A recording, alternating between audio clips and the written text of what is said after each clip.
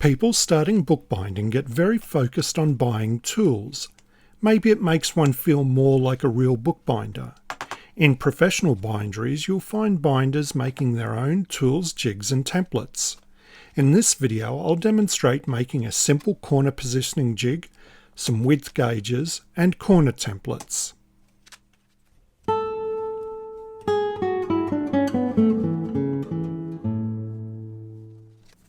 You might remember the corner positioning jig from the Screw Post album videos.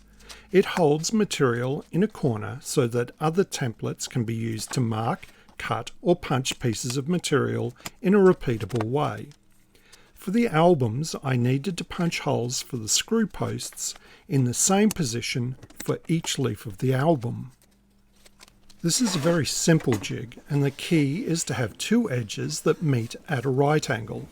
It's made of two materials, some thick binder's board for the base and something for the edges.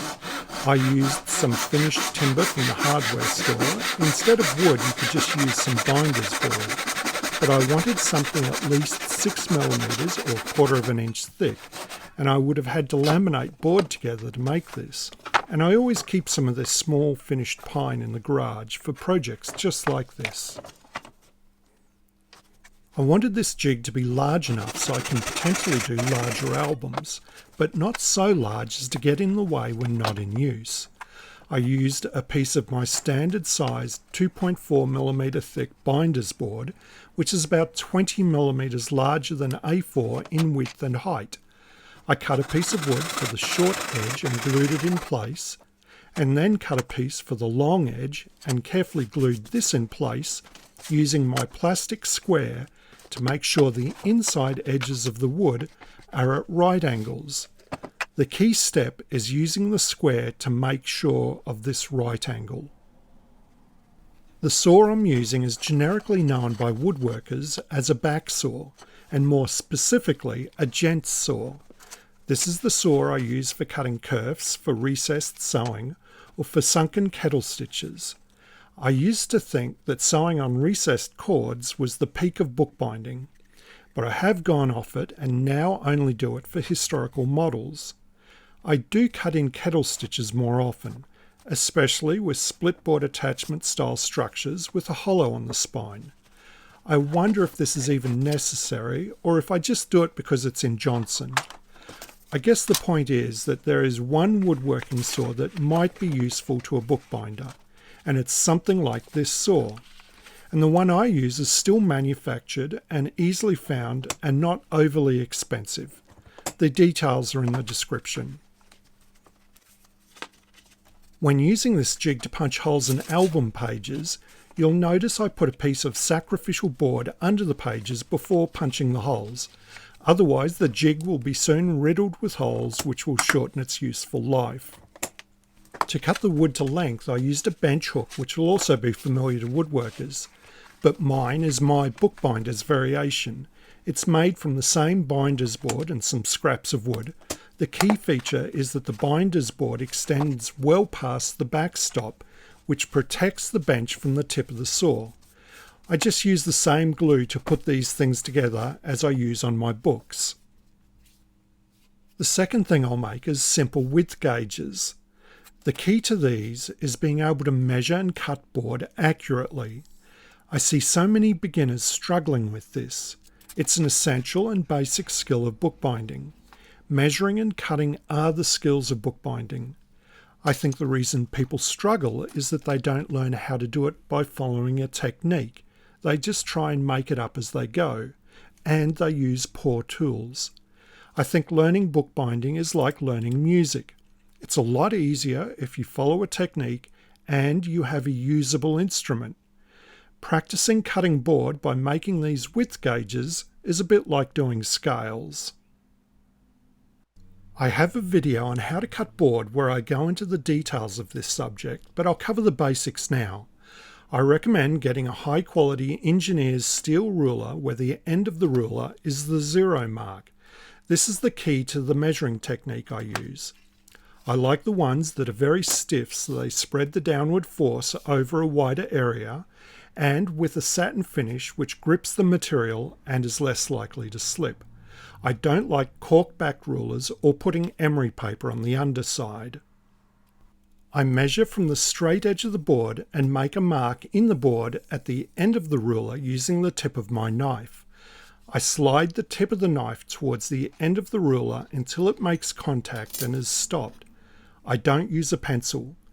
Using the knife leaves a small cut that I can put the knife back into later. If the width of the gauge is less than the width of the ruler, I rotate the board to ensure the ruler is fully supported.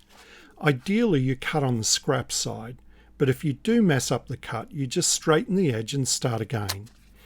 If you're cutting a narrow piece of board, you can put a length of scrap up against it to support the ruler.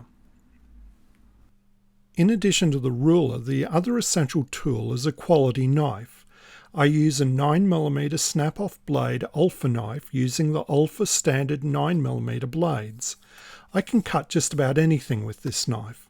The metal body does not flex and the Alpha blades are sharp and are easily refreshed by snapping off the tip.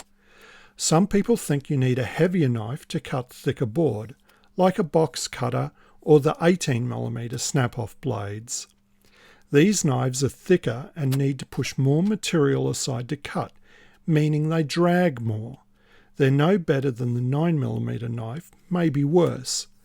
Another key point when using a knife is that multiple light cuts are better than one or two heavy cuts.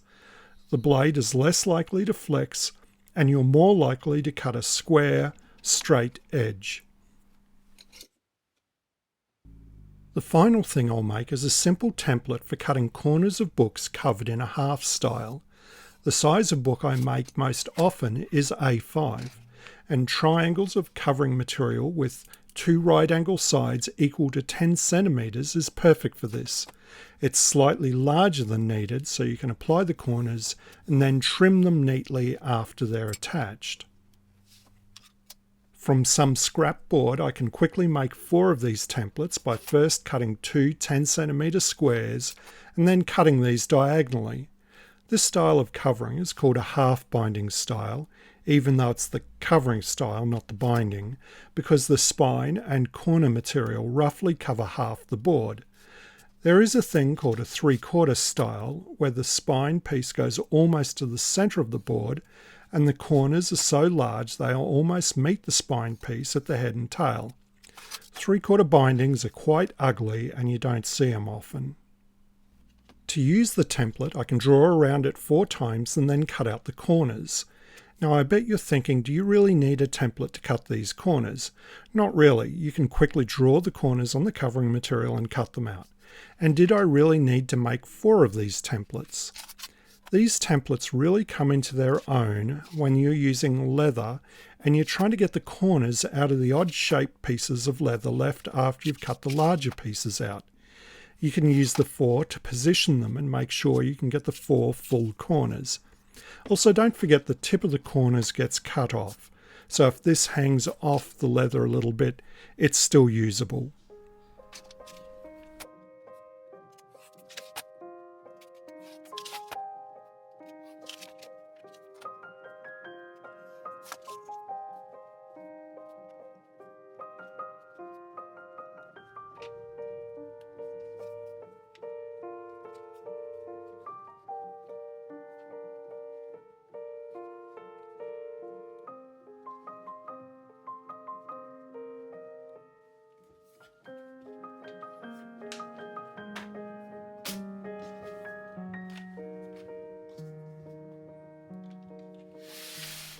Something I'm not going to show you how to make is a punching cradle.